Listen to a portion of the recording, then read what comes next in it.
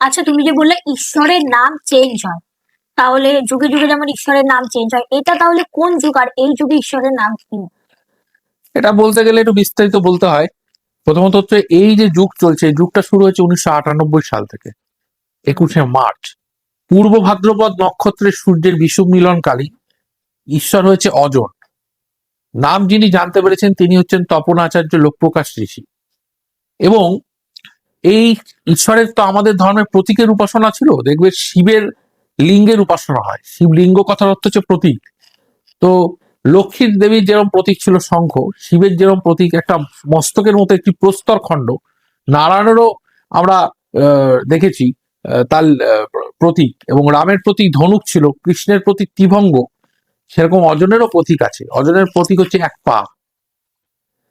এক পা, এবং এখানে বলা হচ্ছে যে তিনি এক পায়ের দ্বারা বিশ্ব চরাচরকে ধরে রেখেছেন।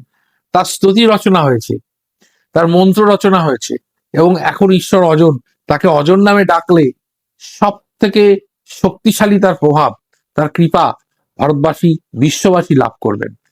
তার স্তুতিতে লেখা হয়েছে, প্রীত কান্তিং মনোহরম এক পদং জগৎশ্রিতং বিশ্বেশ্বরং বিশ্ববীজং মহাদেবং জগৎশ্রিতং পদ্মাসনং আসীন দেবং পীতবেশং জ্যোতির্ময়ং জগন্নাথং ত্রিগুণাত্মং কৃপা সিন্ধু অজন দেবং।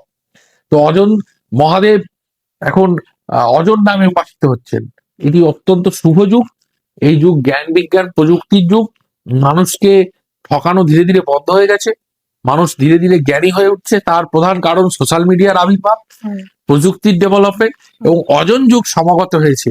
মানুষ কিন্তু এখন আর কুশিক্ষা কুসংস্কারের মধ্যে থাকবে না, মানুষ আধুনিক হয়ে উঠবে, শিক্ষিত হয়ে উঠবে, এবং এই যুগ বিশ্ববাসীর কাছে বহু বিষয় কল্যাণকর হবে। যেরকম কল্যাণকর হবে, সেরকম এই যুগ চলতে চলতেই আমরা কিন্তু মহাপ্রলয়ের দিকে এগিয়ে যাব। এই যুগের সমাপ্তির সাথে সাথে পৃথিবীতে প্রাণীকুলের কিন্তু বিনাশ ঘটবে।